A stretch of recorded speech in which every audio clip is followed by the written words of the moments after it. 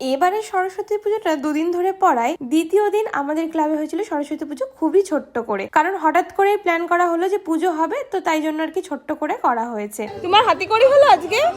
হ্যাঁ, ওই এইদিকে সবাই প্রসাদ মাখতে ব্যস্ত, আর আমি তো প্রসাদ খাওয়ার জন্য বসে আছি, কারণ কালকে আমি অঞ্জলি দিয়েছি কিন্তু প্রসাদ খেতে পারিনি ঠিক মতো করে, তাই ভেবেছি আজকে ঠিক মতো করে প্রসাদ খাবো। আমার খুব ভালো লাগে।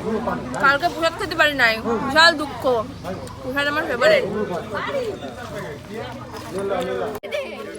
আর এদিকে আমি এদেরকে বলছিলাম আমার শাকালু খুব ভালো লাগে, দিয়ে সকলে এক একটা করে শাকালু দিয়ে যাচ্ছে, উপরটার জন্য আমার শশাও দিয়ে দিয়েছে। তো কি বলবো এদের, সত্যি। তো প্রসাদ তো আমি নিয়ে নিয়েছি, তো সকলে মিলে এখানে আমরা প্রসাদ খাচ্ছি। তারপরে আমি আমার এই ভাইদেরকে বললাম, মানে আমার ভাইয়ের বন্ধুরা এদেরকে বললাম আমাকে একটু ইউকেলেলের সাথে ফটোশুট করে দে। তো ওরা গান করতে ব্যস্ত হয়ে পড়েছে। তো তারপরে আর একটা বাড়ি নিমন্ত্রণ ছিল, তো সেই মাসির বাড়ি গেছিলাম প্রসাদ খেতে। তো প্রসাদ খেয়ে বাড়ি চলে এলাম। টাটা।